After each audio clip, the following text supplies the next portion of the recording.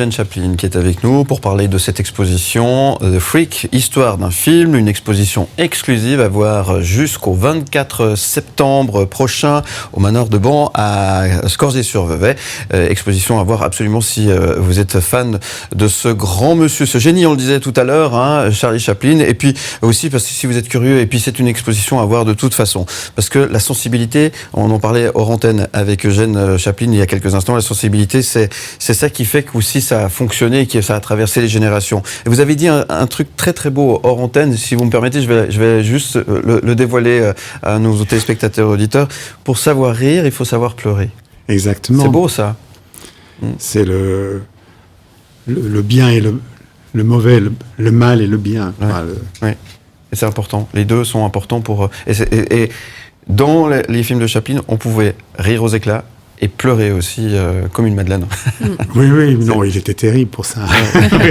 Et c'était l'ascenseur émotionnel à part ça. Non, mais c'est vrai, ces films sont incroyables pour ça. Oui, mais je pense que si on a de la sensibilité, on n'est pas imperméable. Ouais. Et c'est important, la sensibilité. Et surtout dans cette période où on parle beaucoup d'amour avec la Saint-Valentin, etc. La sensibilité, c'est très important. Eugène, on a reçu des messages pour vous sur notre messagerie au 079 121 9000 par WhatsApp. Elsa, on t'écoute. Quelles sont ces questions pour Eugène Chaplin? Alors, Ambre, elle vous demande quel trait de caractère vous pensez avoir hérité de votre père? Ah. Je ne sais pas. Franchement, je ne sais pas. J'aime croire que j'ai le caractère... j'ai un mélange entre mon père et ma mère.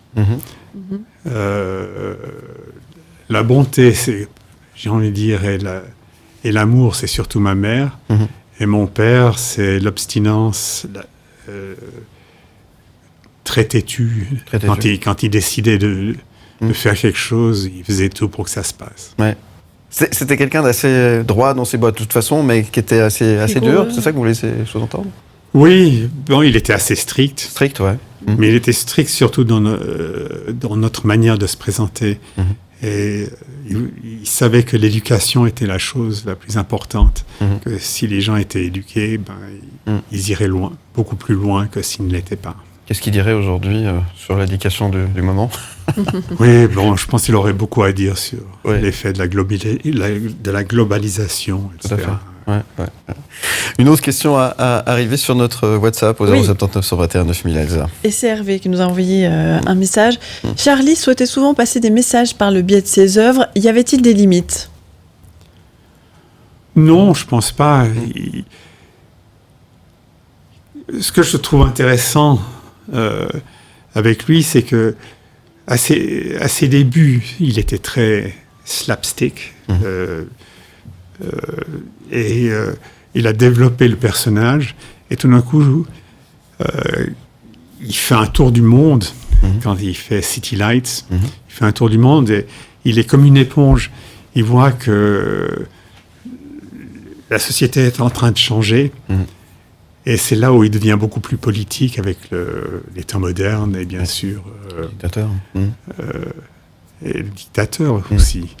Et... oui, je pense qu'il pensait que s'il y avait une injustice quelque part, il fallait absolument la dénoncer.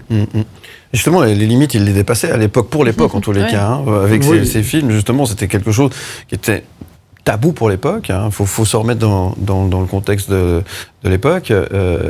Et du coup, ça lui a même valu quelques petits soucis à l'époque. Hein. C'est sûr. Et puis aussi, c'est vrai, la meilleure attaque, c'est l'humour. Oui. C'est vrai. Pas toujours bien compris. C'est vrai, ça. Alors, elle nous dit, en vous plongeant dans les archives, avez-vous eu des moments d'émotion?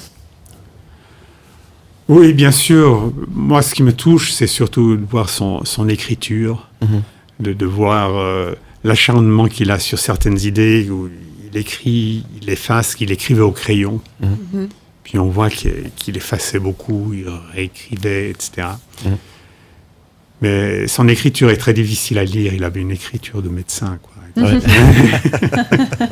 Donc pas toujours facile à bien. Qu'est-ce que ça vous fait aujourd'hui de retourner au manoir de Ban où vous avez vécu, vous avez grandi, le fait que cette maison, ce magnifique manoir soit devenu un endroit où les gens peuvent rentrer chez vous, quelque part, en quelque sorte aussi, et c'est devenu un musée, quoi. Est-ce que ça vous fait quelque chose déjà? Est-ce qu'il y a une fierté? Est-ce qu'il y a eu aussi un petit peu Non, il y a une fierté. Il y avait une peur au début, mais une fierté. Il faut dire que le musée a pris 11 ans à se faire, que durant les 11 ans, il y a eu toute une évolution qui s'est passée.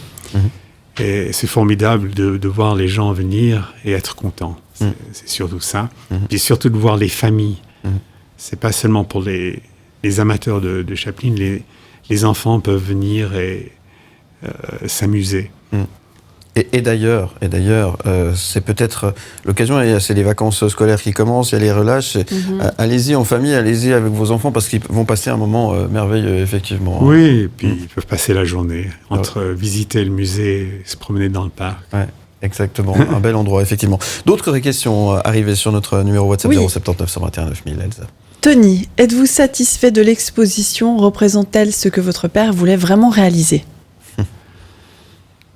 Ce que mon père voulait absolument réaliser, je ne sais pas, parce que comme il est décédé avant de pouvoir le terminer.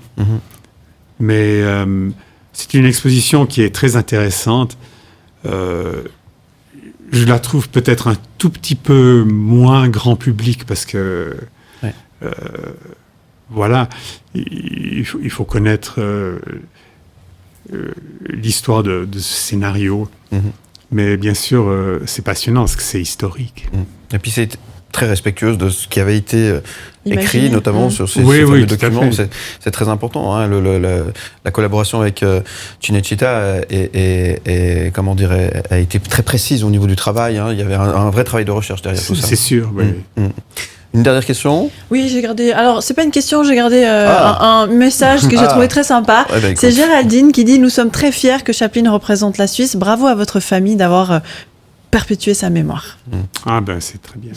Merci beaucoup. Ça, vous l'entendez souvent. Oui, c'est sûr. Ouais. Ça traverse beaucoup de générations. Comment vous le vivez, vous, ça, vous, personnellement? On l'a dit tout à l'heure, il y a une grande fierté, effectivement. Mais bien sûr, mais... Moi, j'adore ça. Il y a tellement de facettes autour de Chaplin. Il y a la musique, sa façon de travailler, etc. Et c'est toujours je m'émerveille à chaque fois quand je parle de tout ça.